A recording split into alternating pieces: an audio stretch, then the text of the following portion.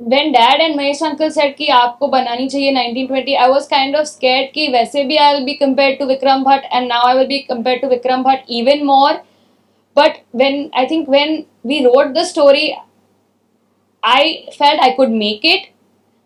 And I think when you see the product, it gives me, and when you all clapped, मुझे ऐसा लगा कि I kind of succeeded in making my father proud, which was really important to me. अब तक सिर्फ 10 minute देखे हैं। So I think कि in 10 minutes, if they felt that I could reach my dad's level, तो I hope कि on the 23rd of June everyone applauds me more than they applaud dad in horror.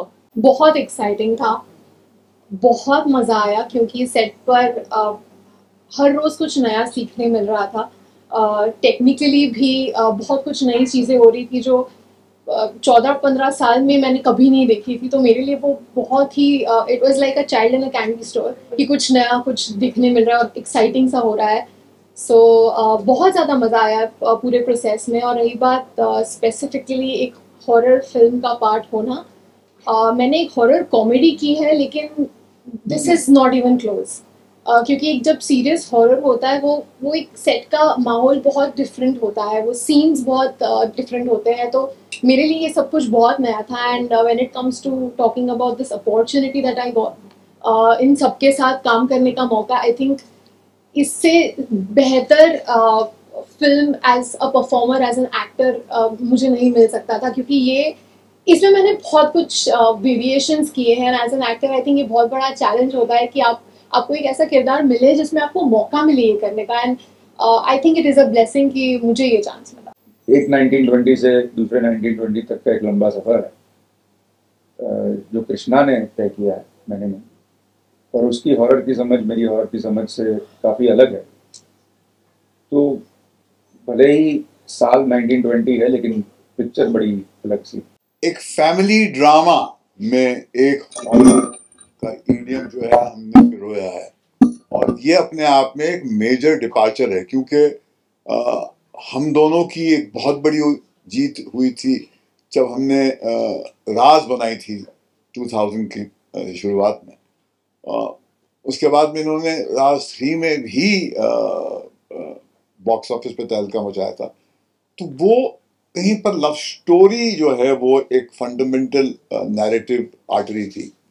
ये एक family के drama के बीच में हमने ये कहानी कही है।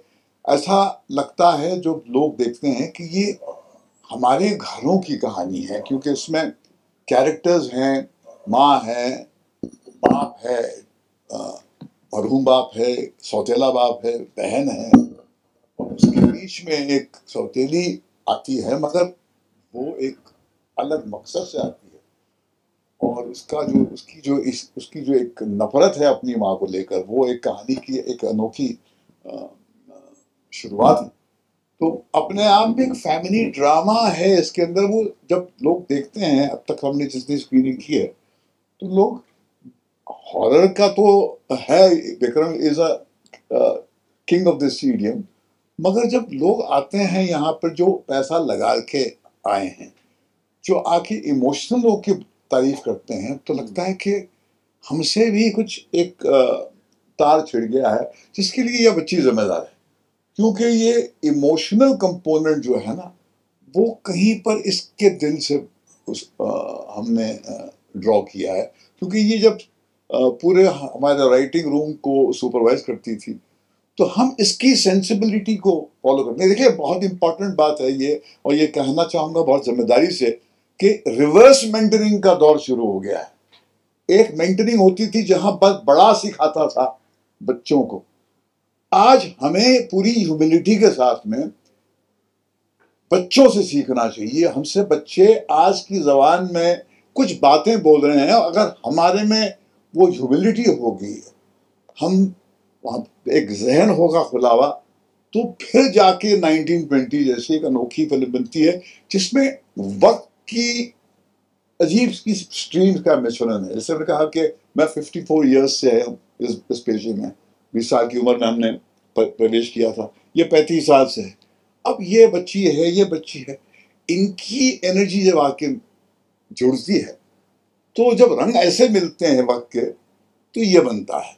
तो ये ग्रुप अचीवमेंट है, और ये अपने आप में मुझे लगता है कि when the word gets around कि ये फैमिली ड्रामा, जैसे विदेश में आई थी एग्जॉर्सिस्ट और ओमेन, वो बेसिकली फैमिली ड्रामा से, वो उसमें घर में एक आतंक का माहौल था कि एक घर में आके जो है जब एक अजीब सी उलझन आ जाती है तो घर को लगता है कि यार ये, और हमारे मुल्क में तो खास करके हर परिवार में ये भय बैठा हुआ है कि हमारे बच्चे के साथ कुछ हो गया तो, किसी ने जादू टोना कर दिया तो ये बेसिक एलिमेंटल फियर है जिसको इस बच्ची ने हमारे राइटिंग रूम में हमारे दिलों से ड्रॉ किया। Every generation perceives a film in a different way. I think as you grow, cinema is also growing. जैसे कि 100 साल पहले and अभी का जो सिनेमा है, it's very different. जब I had seen a show, a horror film, जो मैंने I think देखी थी कोविड के टाइम, एंड वहाँ मैंने देखा कि while there is a lot of horror, सिर्फ horror नहीं है. There's also a story, there's also emotion, there's also a mother-daughter, a father-daughter, a sister story.